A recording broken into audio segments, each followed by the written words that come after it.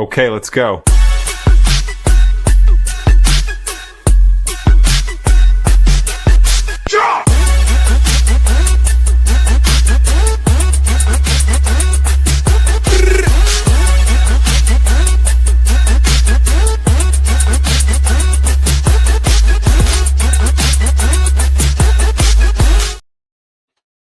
Hey, and welcome to another episode of In the Passenger Seat, where we take you on a ride throughout the sports world, one interview at a time. Man, it's nice to be back in the ride with a guest in the house. We had some cancellations last week, so I had to do some best ofs. I appreciate everybody for commenting and liking the best of videos I posted last Wednesday. Soon, I'm going to go full-fledged on Monday, Wednesday. It's going to be Monday, Wednesday in the passenger seat, 8 p.m.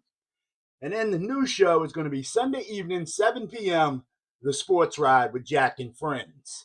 You never know who's going to come on the sports ride with me. Had some interesting guests. Flying Brian from the Sideline Junkies. Lee Ice has been there. Let me think. Brian Tuning. We're going to get Jamie Myrick back in. So tune in Sunday. We're going to be regular, 7 p.m. on Sundays now.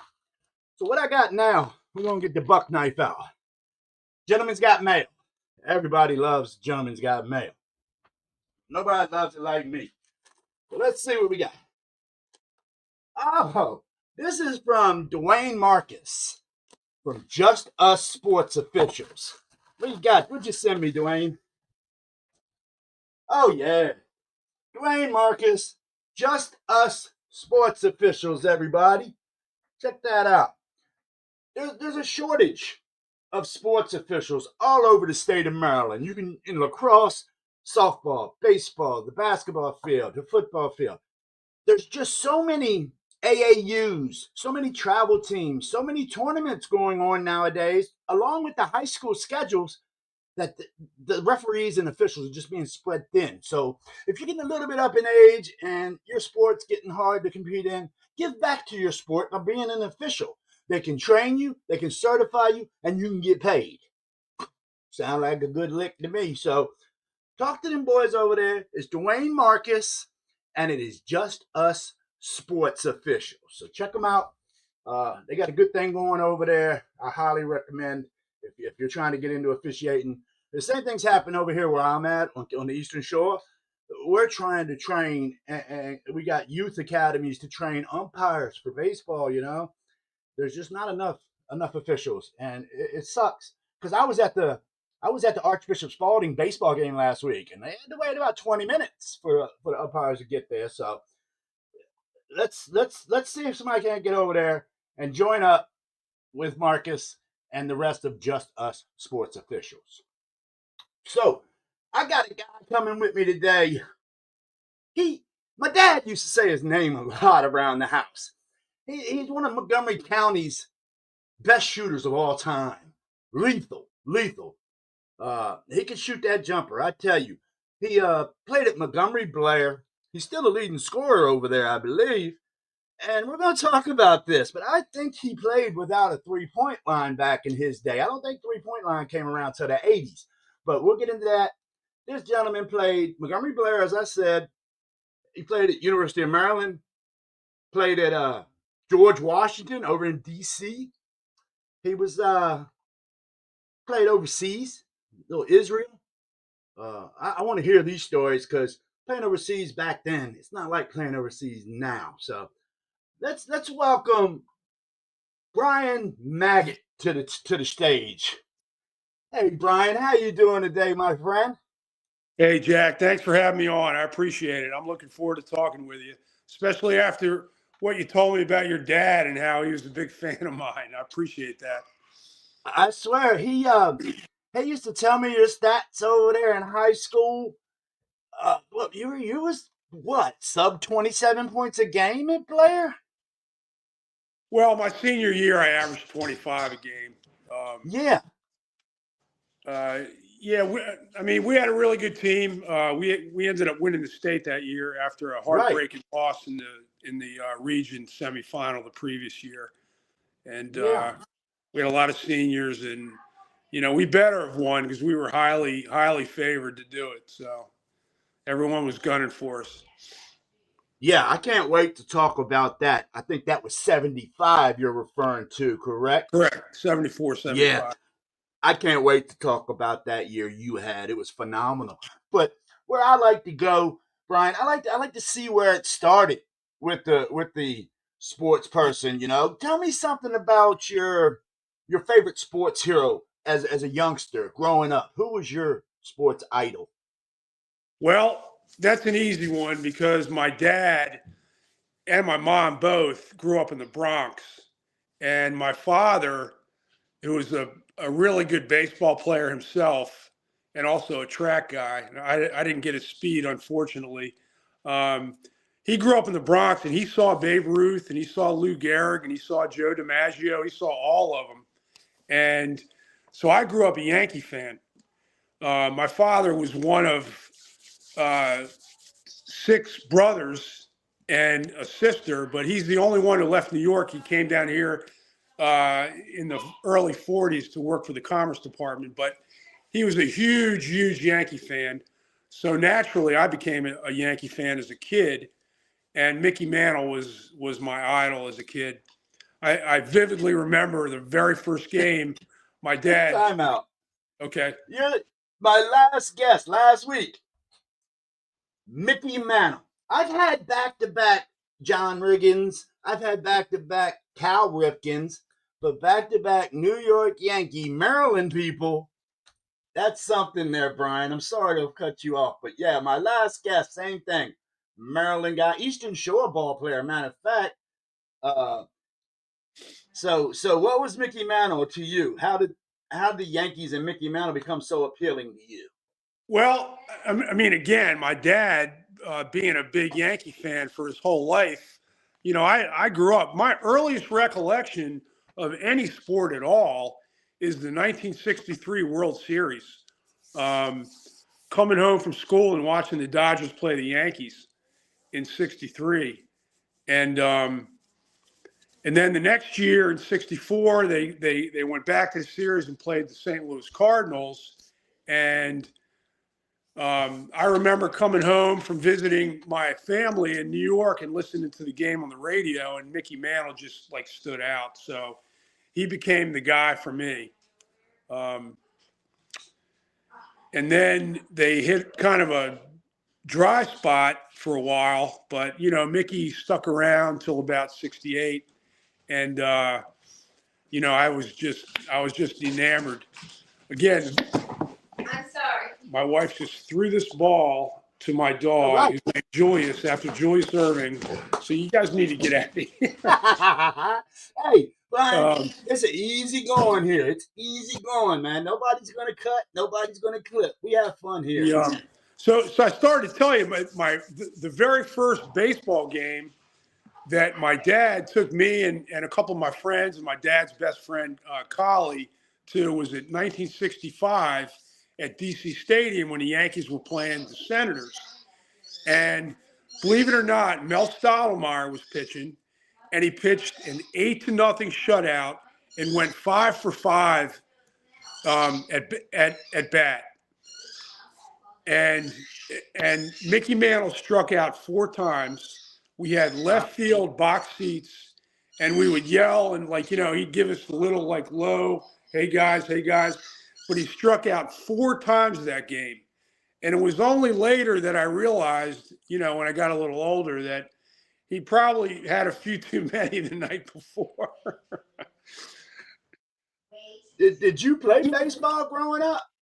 I did play baseball, and my dad coached pretty much every step of the way. We played in Montgomery County Boys Baseball Association, which was a really, really great organization. A lot of teams all over the county.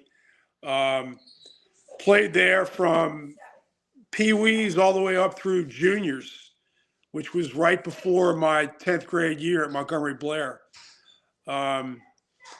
Actually played for a team called the Cushwa Brick Cougars, and we won the MCBBA Junior Championship in 1972 at Wheaton Regional Field number 1, which is the Waiting. ultimate like place for a kid to play. Yeah. When I was young, Cabin John was the place to play. There you go. We played there too. Yep. Yep. So did you come up a multi-sport guy? Like whatever season it was, you played that sport, Brian? Well, so growing up in the 60s, like, I say I turned 13 in 1970. Growing up in the 60s, there wasn't a lot of basketball teams you could play on if you weren't like affiliated with a church or something like that. So we just played around the neighborhood, man.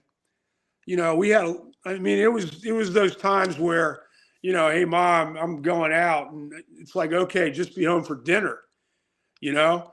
And all our friends, all the friends we had, we were into sports. We played knockout up at the field, baseball, because you don't have 18 guys, like right field's out of play. And pitchers been poison. Yeah. Yep, and we played pickup basketball. We played a lot of football, a lot of like 5-on-5, 6-on-6 football, and we even. I love to mention this guy's name. He was, you have that older kid in the neighborhood who is friends with all the younger kids, and he organizes everything and gets everything together. Well, that guy in our neighborhood was Danny Blanken. And him and I were like this. He was 3 years older than me. But we lived in a neighborhood called Oakview. And it was, I don't want to say it was divided, but there was a group of kids who played on the one end, and then there was us who played on this end. And every year we would play them in football, and we would get pads on and helmets. And it was just the greatest. The greatest. I love talking about growing up. Our childhood was like Sandlot. It was like Sandlot. It was. Same here. No, I came in hot today. I rarely come in 10, 15 minutes before the show. But I got a friend in town from California from my old neighborhood. I grew up in Riverdale, Bladensburg area. Okay. And he was in town to see his mom. And I haven't seen the guy. We've been talking on the phone and text, but so I was back around the neighborhood with an old friend, and memory lane is something I love to go down, Brian. And I heard you. I heard you talking.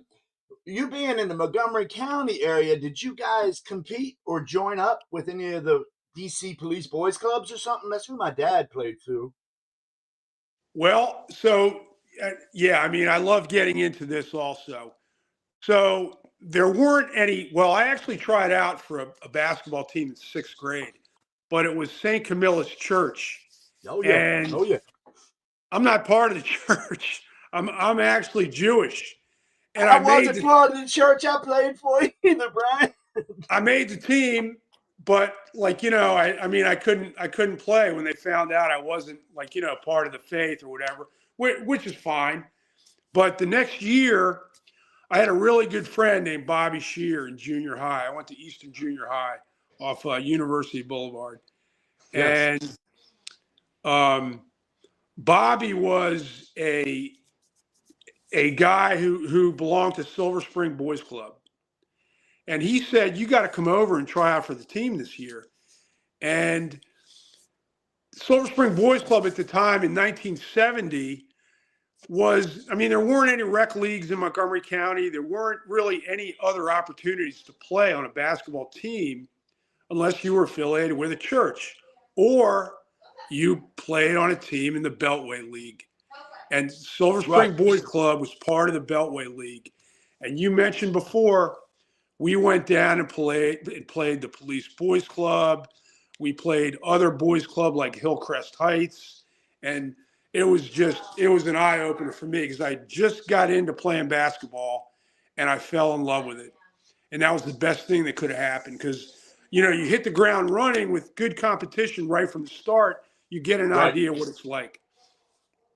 No doubt. Iron sharpens iron, man. Ain't no sense playing down. I always used to. A lot of times you get teams that are playing the less talented teams. A lot of times that's when they make mistakes and lose. They overlook. I'd rather play the best of the best is what I always liked.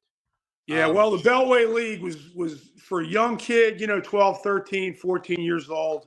That was the best competition in the area for that age group.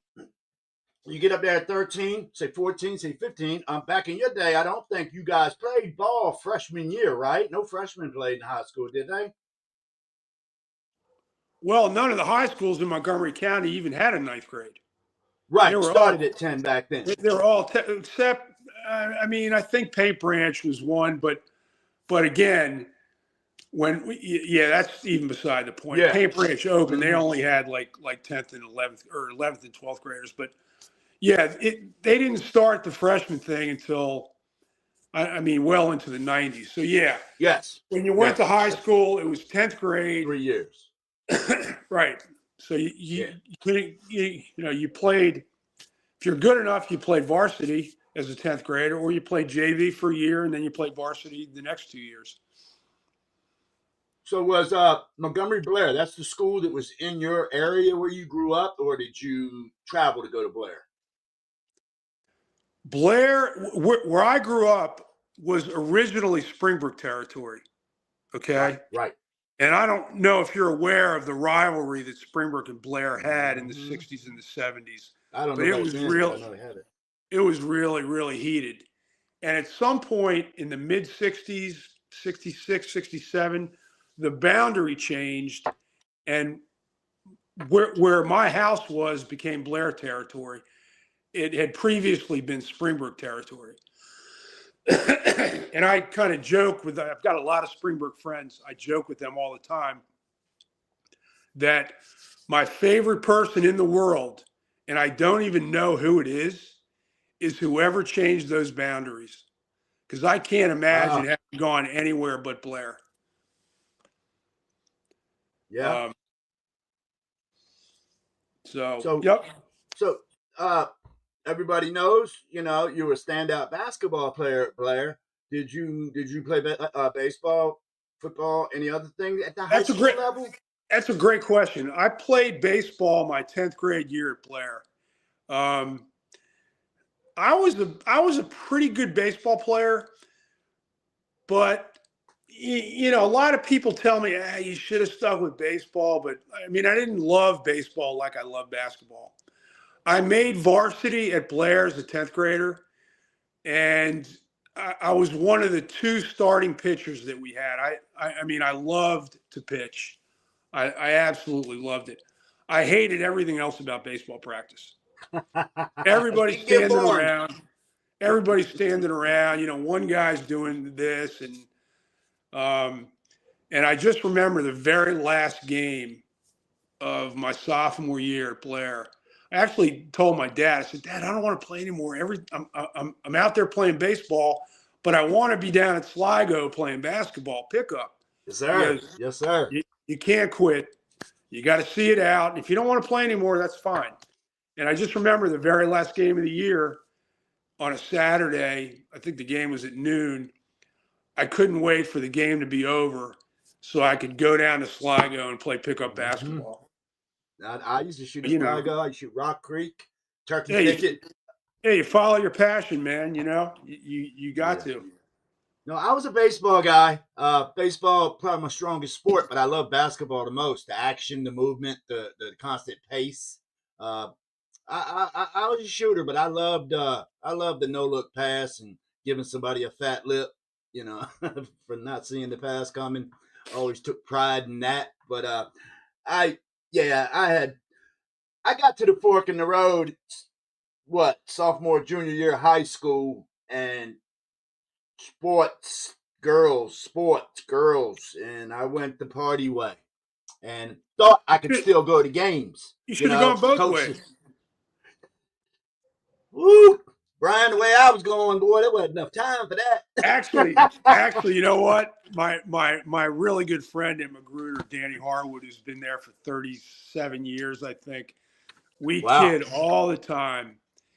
If a kid loves basketball and he gets a girlfriend, it can go one of 2 ways. It can go south, or you get a girlfriend who's willing to rebound for you. But if you love, if you love basketball and you got a girlfriend, I mean, it's a dangerous situation. It is. It's like me. I mean, you say if you got a girl that's going to rebound and kick it out to you. I met my wife, and she was my girlfriend, and I saw her put bait on a hook. I said, Okay. that's a keeper right there. Well, when I say rebound, I mean rebound for you. Like, hey, we're going to go to the park, and I'm going to shoot, and you're going to rebound. You're going to shoot 100 shots, and she's going to throw it back. Yeah. Yeah, I understand. I used to have guys do that. You got it. I mean, it's what they're doing today with this repetitions of shots is nothing new. Shooters been doing that for years. They just act like this routine is new. So I want to get into this 75 season. It was your senior year at Blair, correct? Yes. Man, that year and the year before, you was in the Washington Post every day, it seemed like. I learned how to read by sitting in my dad's lap and reading the sports page at him, Brian. That's how much of a Washington Post guy I am. Well, the great thing at that time for high school sports was you had the Star and the Post. And in Montgomery County, we also had the Journal and PG Journal, Montgomery Journal, Suburban Record. We had the Sentinel, and all of those papers covered high school sports pretty diligently. Yes. I mean, I tell people now that every Wednesday and Saturday in the Post and the Star, you had vertical box scores with every team, and a little write-up on every game. Now you're lucky if you get just the scores of the games. Well, yeah, that is true. And like I say, with the Post dropping their whole high school section altogether, the Sun still carries theirs, still does their all county team, because the All Met was the Post. Okay. But the Sun still does theirs, but that's for Northern Maryland, It's not for Mid-Maryland to Southern Maryland. So I think they should combine it and just make one All Met, not All Met, and then the Sun has their All-Star whatever. I thought there was too many all teams, Yeah, well, I know the Post. The Post didn't have an all county or all Met team this year, which means we were thinking there wasn't going to be one, but somebody picked up the ball online and had the coaches vote, and they put out an all county all well, I don't even know if they did all Met, but they had all county, they had all defense. It's on my page. I shared it. Yeah. Okay. They did 4 teams. First team, second team, third team, fourth team. I think you should only do 3, but they did 4 teams. Well, back in the day, in the 70s, the Star only had a 5-man first team. The Post went to a 10-man first team. No, actually, the Post. Trying to think when the Post went to a 10-man first team, maybe in like the late 60s.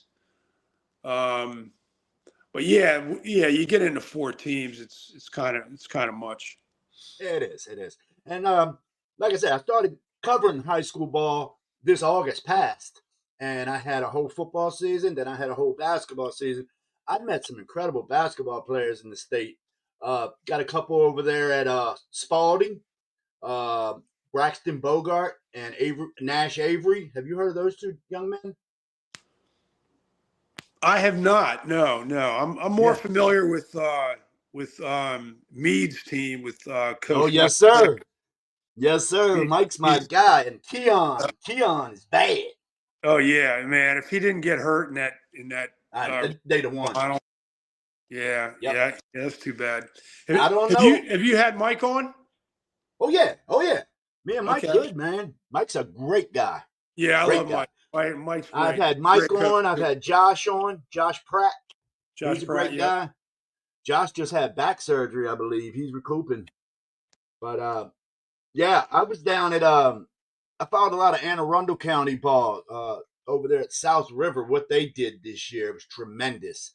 They beat Magruder.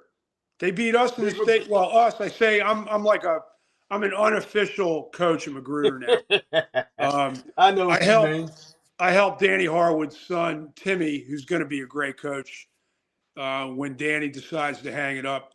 I helped Timmy coach the JV for 8 years, and then last year I didn't do it, and this year I helped out a little bit on Saturdays with the kids. You know, I like working with kids individually and on shooting and stuff like that.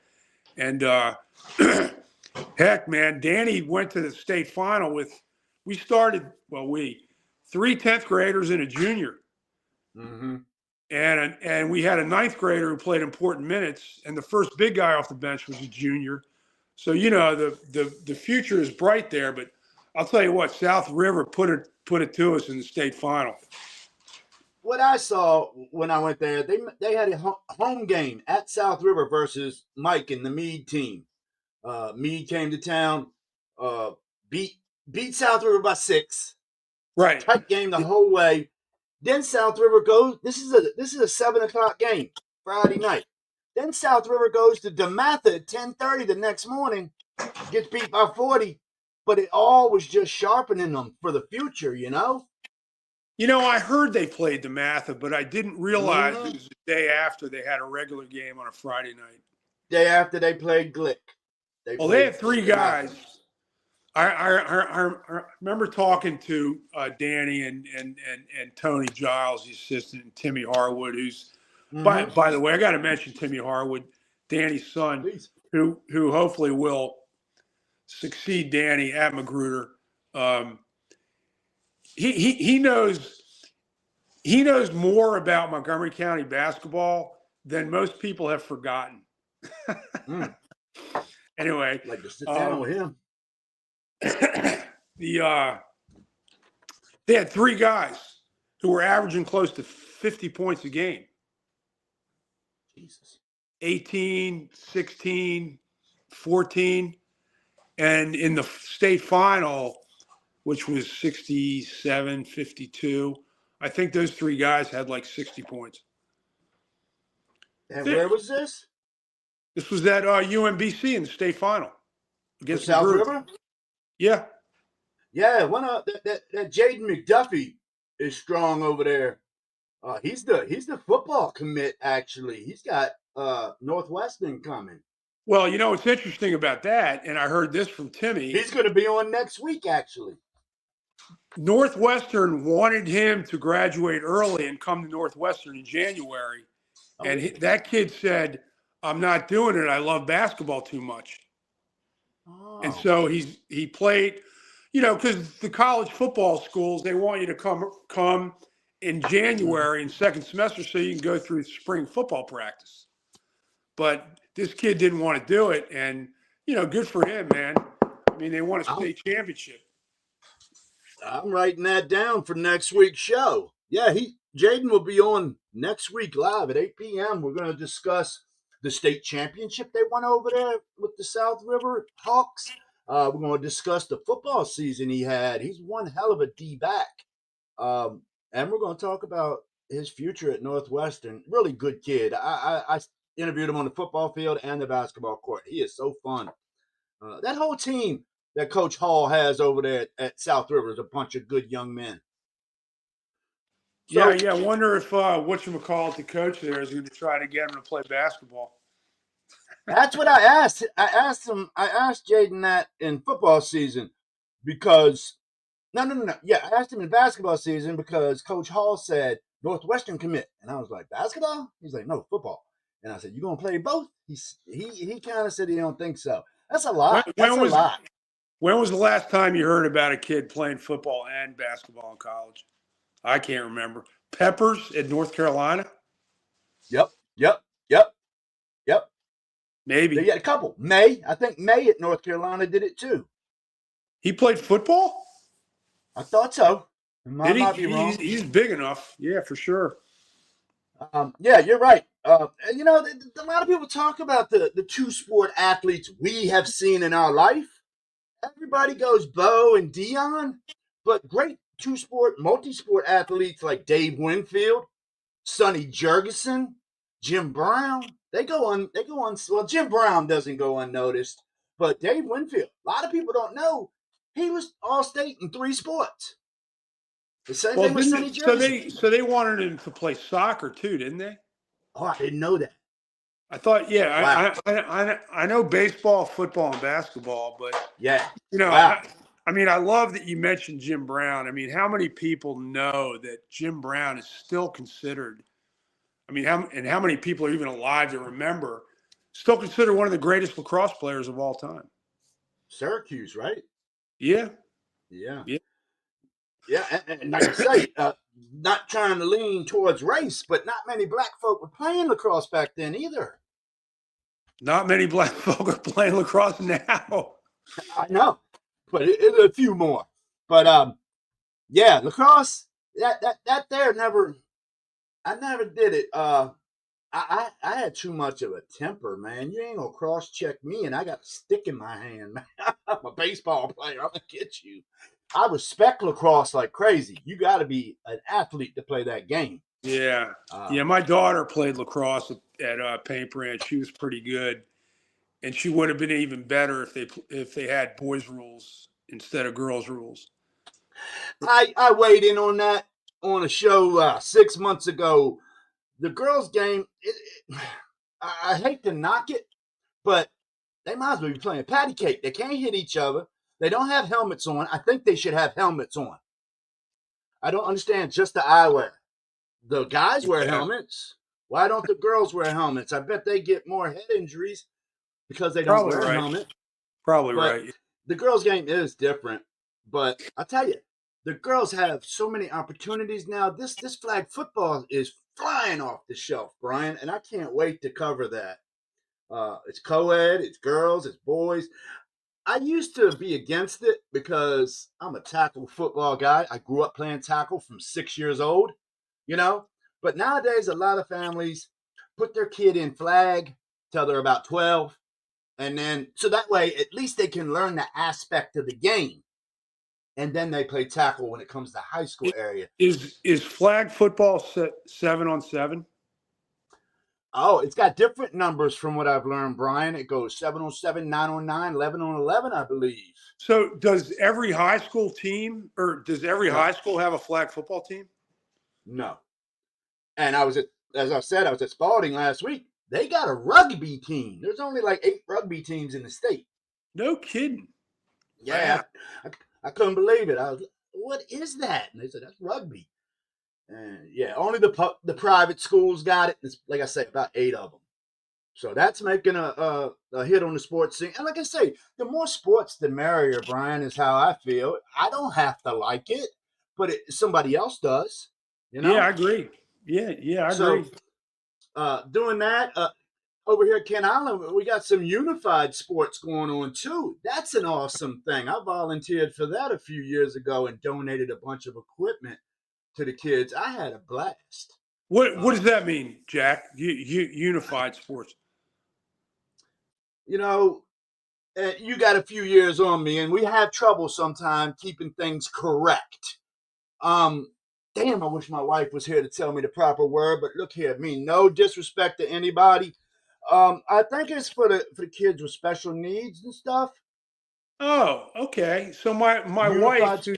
who's right over here, Oh, teaches ask her. at Paint Branch, and we have, even when I was there, they had a bocce team, Yep, which yep. was mainly made up of kids with special needs. That's where it Kat, do they started, have any Brian. other sports at Paint Branch? No, No? no, but they're pretty good at bocce. Yeah, I heard they were. Is how Uh, I said it appropriate? Does your yes. wife think the way I said it appropriate? I worry Yeah. about that in today's world, man, because you got people approving to say certain words that used to be bad words when I was young. Now you want to be I called got you. that? So I Yeah, I just got don't want to offend nobody because I'm just a guy that behind on the times on some of that. But yeah, we got our bocce.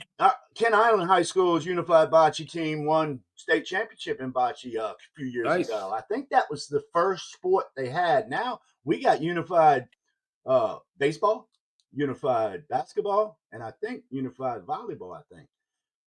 And they don't Wow. play a big schedule. They don't play a big schedule, as I recall. I want to say 4 to 6 games, maybe 8. And that's Yeah, a good schedule. Yeah, yeah. Most of Sounds it's like just practice it's a and great idea. camaraderie. Yeah, I thought so too. I was very impressed when I heard about it. I mean, why should they not be able to play? I mean, play Of amongst the course. peers, and Yeah. everybody has a chance. That's the way I see. All right. Well, look, I wanted to jump. You were your senior year, as I was saying. I'm going to read some of these accomplishments. Gee, I don't have my glasses. I left them. First team All County for a 74-75 Washington Post, Journal, and the Suburban. First team All Met, Washington Post. First team All Met, Evening Star. I delivered both of those. First team All State Baltimore Sun, Montgomery Blair 4A champs, MVP of the state tournament. You were a top high school prep All American in 75. And I mean, all time leading scorer with no 3-point line, correct? Right. They didn't have the 3-point line until like 1989 or 90 in college. I'm not sure when it came in high school. 86 in college, 87 in high school. Okay. In Maryland, in the state of Maryland, and nationally in college. But I don't want to rain on your parade or stomp on your candy bar, but leading scorer, all-time leading scorer. You didn't put the number down, Brian, but I found it. I believe it's 1,067 points. That sound right to you? I actually have the ball up. Well, I gave the ball to Blair. I think it's 1,191, which, Okay, I'll stay on the same page then. That's not a lot. you're right. It's not a lot because. Why is nobody in the 3-point era broke that? Well, I what I don't mean, I understand. wonder the same thing. Unfortunately, I do know that Blair has not won a state championship since 1979. They've had some good teams, but even though freshmen are eligible, Right. to score 1,000 points in high school is a little bit harder than scoring 1,000 points in college. Yes. Especially, you hear 1,000 points all the time now. Especially in public school where, you're going to play a maximum of like 25, 26 games if you get to the state final. Right. So, Private if you schools play, 30. if you play 22, 23 games a year, 66 games, you got to average 16 points a game for 3 years. And, scoring 1,000 points is kind of cool in high school. Not so much in college, guys who play 4 years. Yeah, but I did my homework, Brian. The record in the state of Maryland for scoring, where is that note? Probably 2,716 points set last year. By Cam who? Ward over at Largo. Ward. My goodness. Did he play 4 years of varsity? He must have to put that many goddamn points up, man. And he plays for Michigan State, right? Yes, he does. Okay. And so, I'm not knocking what you did. I'm just wondering why today's guys haven't scored more than 1,200 points over a player. I mean, I don't know. It's a little low. I don't know. Let me flip the script and ask why is the leading scorer in the NCAA now for the last like 15 years rarely over 23, 24 points a game with a 3-point line when back in the day, forget about Maravich. He's an outlier. You got guys like Calvin Murphy averaging 38. You got Rick Mount averaging 35. You got all these guys averaging well over 30 points a game, and now it doesn't happen anymore. No, not like you think it should. Not like you would think it should. But I got a stat. That I saw just surfing the internet, and your name was next to this. And I want to know if this is a game you had, Brian. It said you were 13 for 13 from the field. It said you were 8 for 8 from 3-pointers and 5 for 5 from free throws. Was that a charity game or something? That wasn't any kind of an official game that I played in high school or college. I can assure you that. Right. I wouldn't think so because it wasn't at a 3. I thought it might have been a charity game. It just said Brian Magid didn't miss a shot the whole game. Do you remember having a game like that? You probably had a bunch of games like that. I don't know. Yeah. Yeah, I mean, 13 for 13 and 8 for 8 from 3. I can't remember. I don't want to lie about it and say Okay. it. Okay. But everything online is not true. Yeah. I know that. Yeah. Well, as the years go by, the shots that you made get a little bit longer and longer. I'll give you a for instance. That I hit a shot with 1 second to go at Maryland against Wake Forest, which was about a 25-footer. And that was in 1976. But over the years, that 25-footer has become just inside half court. Right. You know what I'm saying? So, things seem to get exaggerated over the years. But what's half court's what? 41 feet? Isn't the court 82 feet? 45 feet. 47 feet. 94 feet. 94 feet. Yep. So, yeah. That's like the shot that UConn shot to beat Duke. That was a 38-footer. Yeah, that was a long one. Yeah, Mullins. In the Elite Eight? Yeah. That was something. So you finish up this amazing senior year, Brian. I mean, to top it off with a state championship, the MVP, being highly ranked as a top, player. How did it go in your college recruit? I mean, did you just say, all right, I'm a Maryland guy, I'm going to Maryland? Or was there a bunch of offers coming? Because you was a hot commodity. So that's a great question, and only my closest friends know the answer. I visited Duke. I visited North Carolina. Duke back then, huh? Who else did I visit? I visited Georgetown just because they were like the first school that ever sent me a letter or anything a couple of years before. But I didn't visit many schools. I kind of, I'm still here after 69 years. And when I left Maryland, I went to GW. So, I love the area, but I was kind of always going to go to Maryland. And I tell people it's the second best thing I ever did. Well, when you're a basketball player in the state of Maryland at that time, Lefty Driesell and Morgan Wooten were gods. Yeah. Well, no, maybe not your time, my time. Maybe I'm about 10 years after you. So maybe were they that well respected during your time? Lefty absolutely. Okay. I mean, Lefty. I mean, I loved Lefty then. I loved him when I was playing for him. I loved him. I love him now. I love Lefty too. Lefty, when he came in 69, 70 from Davidson, I mean, he made the whole area take notice. And, Georgetown and all the other schools had to come on board to get to where Maryland wanted to be. And he had all these great teams with McMillan and Elmore and Lucas and my senior year at Blair, before practice started, every day I would drive over to Maryland and play with those guys. Oh yeah, I used to run down there at the quad. I played with Lenny Bias, X-Ray Hip, Johnny Rhodes, Dwayne Simpkins. Those were the guys that were running around Maryland when I was playing. Yeah, and back then, Cole Fieldhouse was just like an open gym. The Maryland go around. Yep.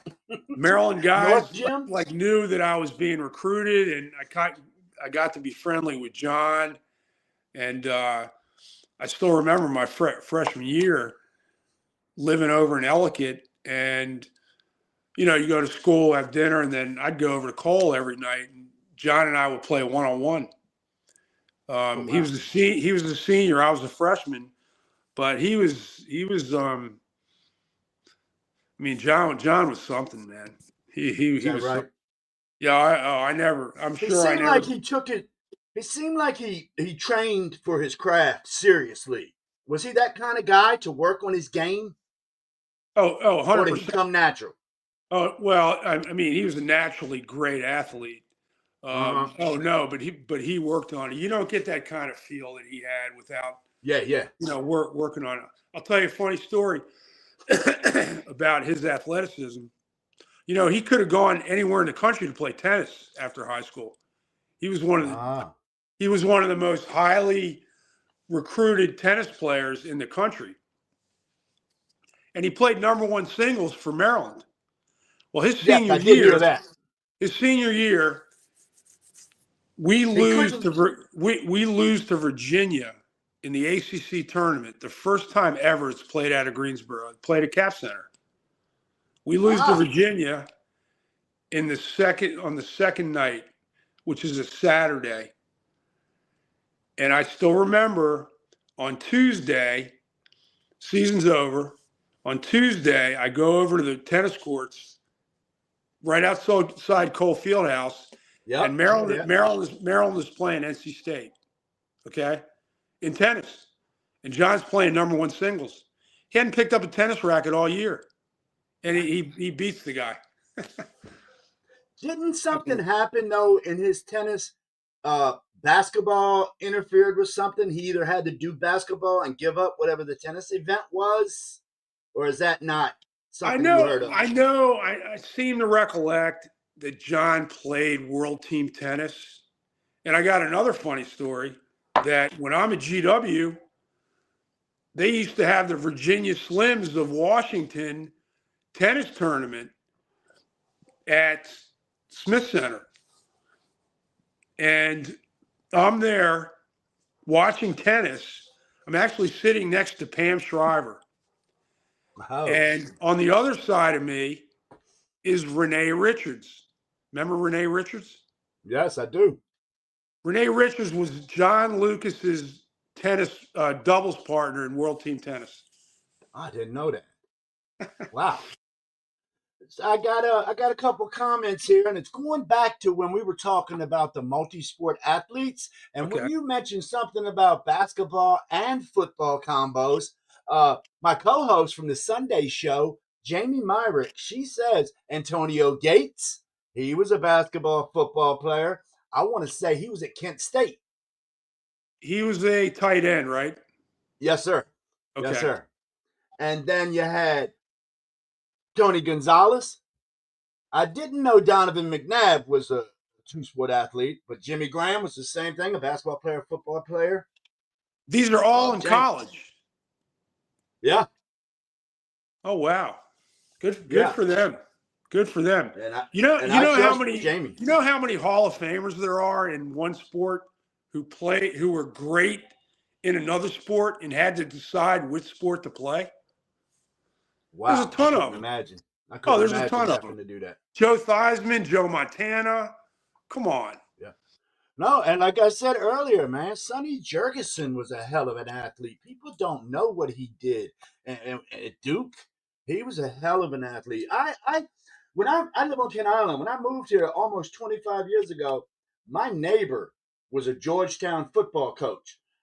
Not the head coach, but he was on the staff. And I got to learn about him. Come to find out, he was a quarterback at Duke University, and he was a quarterback for the Denver Broncos the year they merged AFL NFL. He played in that AFL NFL merger game. His name, you might even know him. His name was Scotty Glacken. You might know Scotty. St. John's. St. John's. He went to St. John's around here? Mm-hmm. Don't remember him. Went to St. John's, played for Duke. I got another multi-sport athlete for you. Bob Gibson? The pitcher, yeah, from Cardinals. Right? A all-conference, may have even been an All-American at Creighton in basketball, and played for the Harlem Globetrotters one year. And the Cardinals had to entice him to quit playing basketball for the Globetrotters to come play baseball. Wow. Well, a Maryland guy played for the Globetrotters 10, 15 years Yeah, I ago. think you X-Ray mentioned Hip. it. I think it was X-Ray Hip. Yeah. X-Ray Hip. Yes, yes. I was in communication with X-Ray a couple weeks ago. He's got some stuff going on. We'll talk post-show if we got time. But, yeah, I talked to X about 3 weeks ago. It was the weirdest. It was a call through the Facebook app. It was Okay. a little weird because I'm trying to get him on the show. I'd love to talk to X-Ray.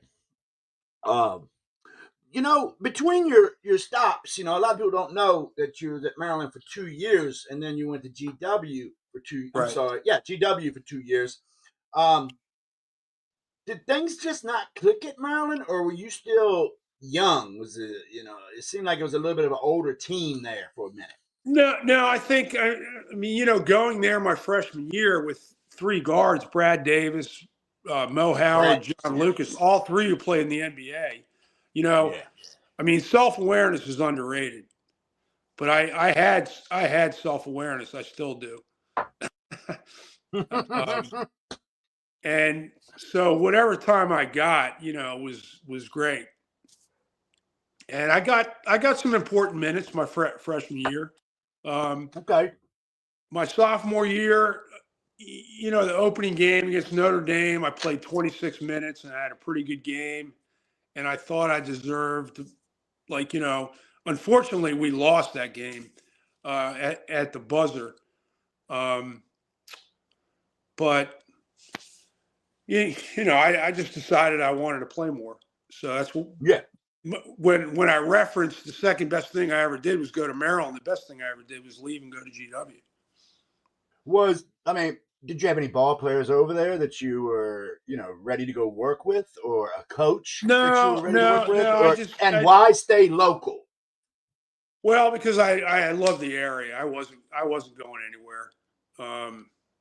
Homebody. There wasn't a portal then, so you couldn't really. A friend of mine, my friend Rob, and I, we're going to drive around. I drove down to GW and I talked to Coach Talent, and we kid about it till this day.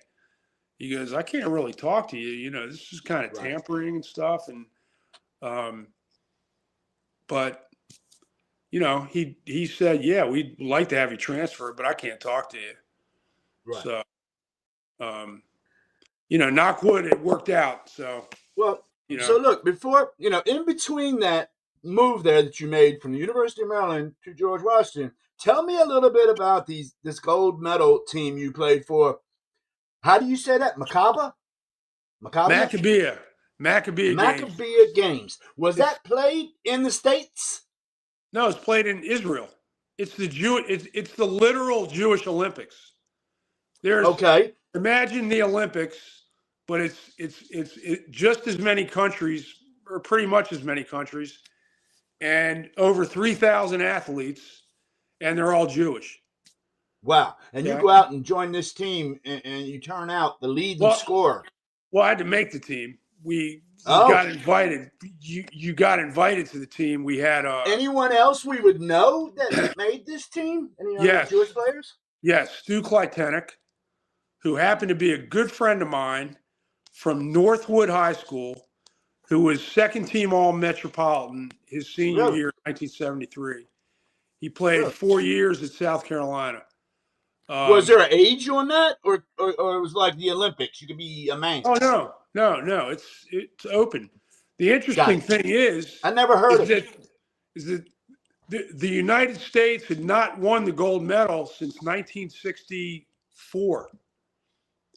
Israel had won every year since '64 until 1977. Basketball in Israel is huge. It's very, very close behind soccer as the number 1 sport in the country, and very popular. So, you're on a Jewish team. Your last name is Magid. You're Jewish, correct? Yes. So had you been to Israel before that, being Jewish? No. No, that was your first shot going to that games there. Yeah. And then you would later on go there professionally. Was that able to use some contacts from when you were there for the tournament? I'm not sure. That happened like 4 years later when I was already Yeah, like see. graduated from college and kind of like, gave up basketball sort of. And Okay, I see. I was contacted by a team in Haifa, and we met, and I said, heck, I'll give it another shot. So 70, but after that was over, 78 season, you go to GU, you're a junior, and then you end up in 79-80 being the captain of this team. How did that go about? You being a transfer and then them electing you the captain? Well, I played the year before. We had like the main players on the team beside me and one other guy were seniors. Yeah, Curtis Jeffries was on that team, Curtis Jeffries right? was Yeah. right. He came.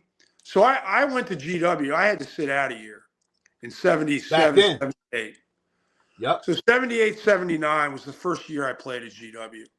How was that And sitting out a year? Were you just working out, shooting street games? I could still practice with the team, Could but you? but believe it or not, Johnny Holiday was doing our games on the radio. It was the year Yeah. before he started doing the games for Maryland. And Okay. I was the color commentator on all the games, which was pretty awesome. Yeah. For GW? Yes. Yeah. The year I sat out, I was the color commentator on the GW radio broadcasts. I had no Yeah. experience, but Johnny kind of, Oh, I kind of I Johnny will kind of walk you hung through on it. his coattails. He's Right. an easy guy to Right. work with. Right. So you had good couple years there at GW. Your free throw shooting 92.9%, 79-80 season. And then tell me how this happens. How you don't see this list all the time, the first team Jewish All-Americans. How does that go about? It's every Jewish player around the country that they're selecting this from? Yes. Yes. It's I really, never knew that was something.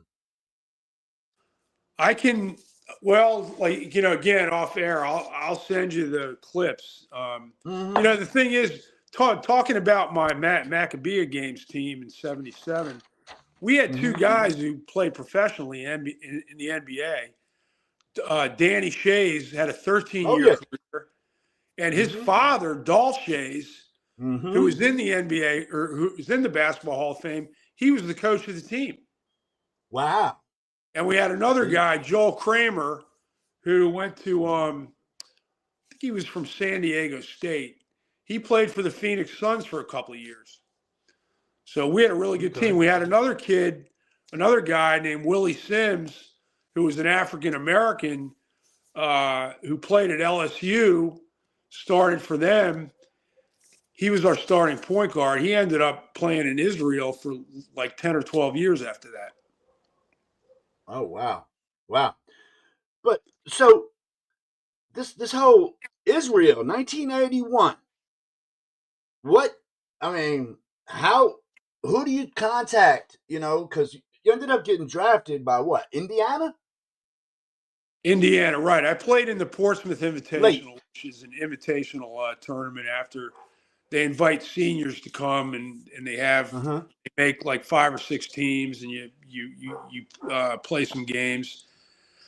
And I played okay enough where an agent, like, he he wanted to be my agent contingent upon me making an NBA team. And I was drafted after my junior year in the eighth round. They had 10 rounds back then. But I played well enough my senior year where the Pacers, who had drafted me, gave me $10,000 to not go back into the draft. Oh my. So I ended up trying out for the Pacers. Well, I actually went down into the rookie camp before the draft happened, and I played out of my mind for a couple of days. And again, the self-awareness thing comes in. There's no way I was going to keep that up. Okay, I just played like I don't want to say over my head, but I played about as well as I could play for 2 days. And they decided to coaxed me, don't go back into the draft, and we'll give you $10,000 and you come try out for the team, which is what I did. Training camp came, tried out for the team, and didn't make it. So that was that. I had an opportunity to play in the Eastern League in Scranton, Pennsylvania, which at the time was paying like $100 a game or something. So I just decided, now I'm giving it up. Got you. Got a couple more comments here before we wrap this up, Brian. Dwayne Marcus, I spoke to him in my Gentleman's Got Mail. Dwayne Marcus is with Just Us Sports Officials. He's in the building. He got to see the revealing. Thank you, Dwayne. I appreciate it. I'll have that shirt on one show next week, and I will continue to push your Just Us Sports Officials training program. Thank you. Jamie Myrick chimes in about, we were talking about the unified. I said bocce was the first one at Ken Island. I'm mistaken. It was swimming was the first unified sport at Ken Island. So thank you, Jamie, for keeping me fact checked on that. Jamie's going to be great. She just joined my team this week, Brian. I've known her since she was a little kid. Her dad and me played baseball together. And the girl knows baseball. She knows sports. So I'm excited to have her join me on Sunday evenings. And that's Sunday evenings, everybody, 7 p.m., the Sports Ride with Jack and Friends. So let's talk just a little bit more about your coaching. I noticed some of the teams, or I should say the schools, on your coaches list. I see Paint Branch. I see Magruder, as you're wearing. And I see Rockville Junior College. Why did you not hang your coach's hat at Blair at any time? Is there a reason you didn't coach at Blair? Go back to your alma mater? No. So I live about a mile away from Paint Branch. And Calverton? In Burtonsville. Briggs Cheney? Yes. And I used to go to the Paint Branch games when my kids got a little bit older. So they won the state championship in 2000. Okay. And then in 2001, they were 24-0 and lost in the region final to Thomas Johnson. And I introduced myself to Walter Hardy, who was the coach at the time. And the previous coach had been Hank Galata, who'd been there forever. He's a DeMatha guy back in the 70s, and he coached there for 25, 27 years. And so Walter kind of knew of me a little bit, but he said, "Hey, I'd love to have you come and coach." Mm-hmm. So I ended up coaching with Walter, who became one of my best friends, from 2002 to 2015 at Paint Branch. I was his assistant. Excuse me. It's a good program. It's a great campus, a great school. And I thought, I saw Magruder as well. Same thing. Great school. What? Magruder, you said, just lost that championship to South River last season, correct? Yeah. So that was a tough one. Danny Harwood he's won 2 state championships in 2000 and 2013. He's been there several other times. We got a great culture at Magruder. He's been there 37 years, and we became pretty good friends. He established something called the Old Dog League, which was a bunch of our friends or his friends wanted to get together and play pickup basketball. So they got 32 guys together. And for about 10 years, we had 4 teams of 8. We had our own league, our Old Dog League. And it was great. Geriatric league. Yeah. Yeah, you talk about the geriatric. One time somebody took a little film of it and we watched it and we all said, "Don't ever show this to anybody." Right. It was like, hold on, is this in slow motion? We're pushing 50 and we're watching us play basketball. I can still shoot. I just can't dribble no more. That ball's square, Yeah. man. I can't dribble that good anymore. It's just Well, my yeah, I can hands don't still. want to do it.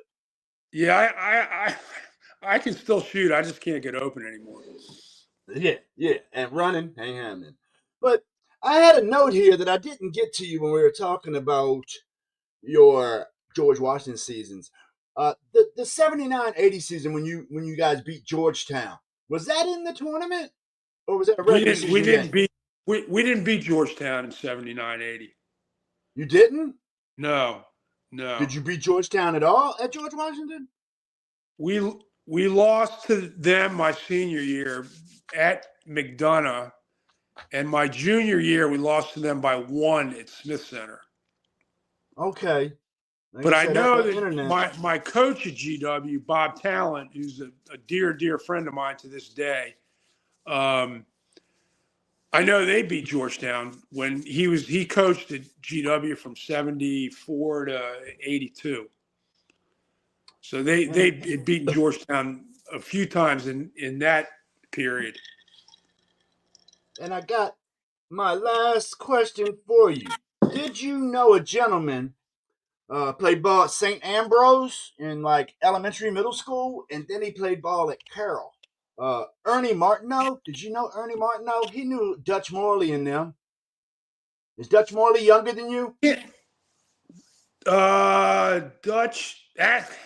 Actually, Dutch played in our old dog league the very first year. I know Dutch, but I Yeah. don't know Ernie Don't know Martino. Ernie?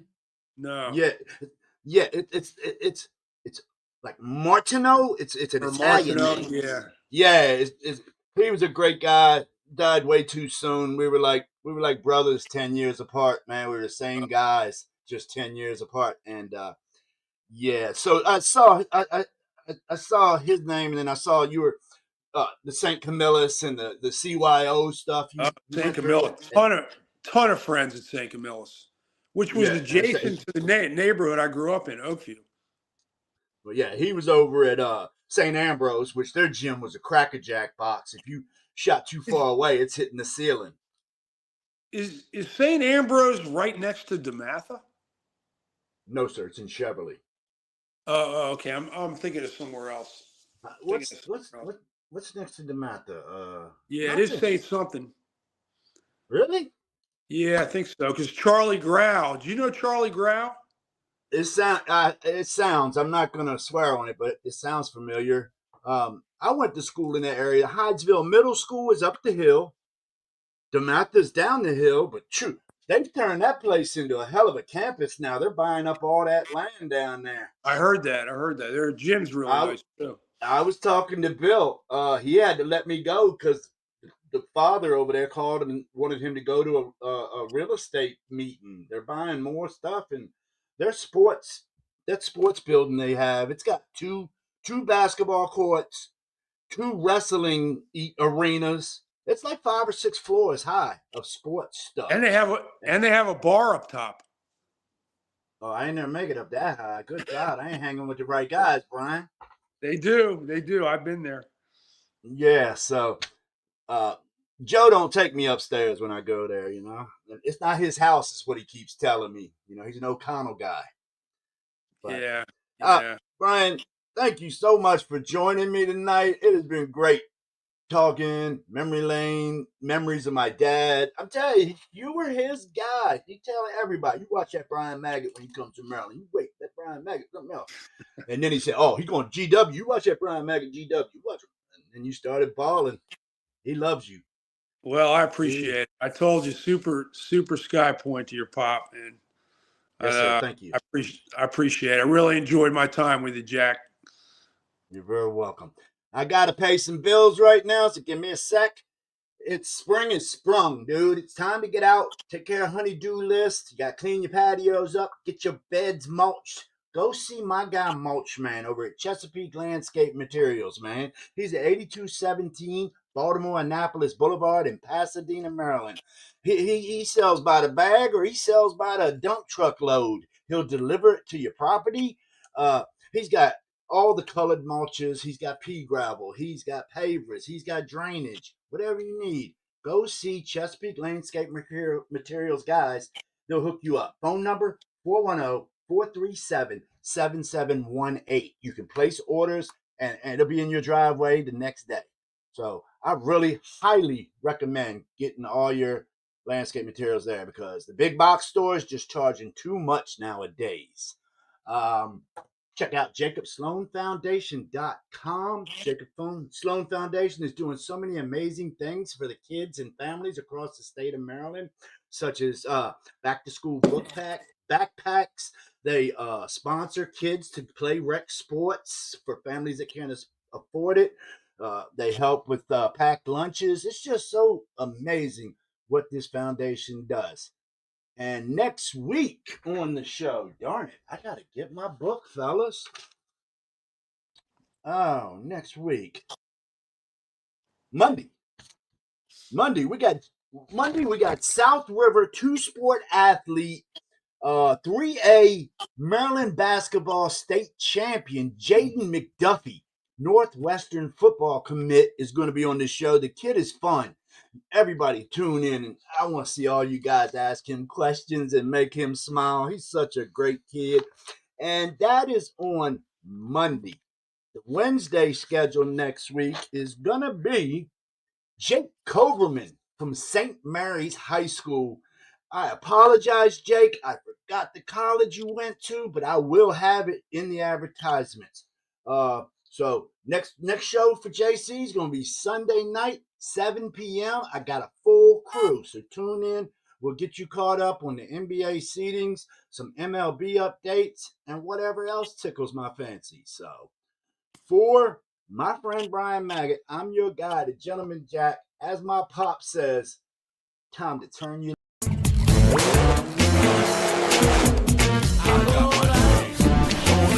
out.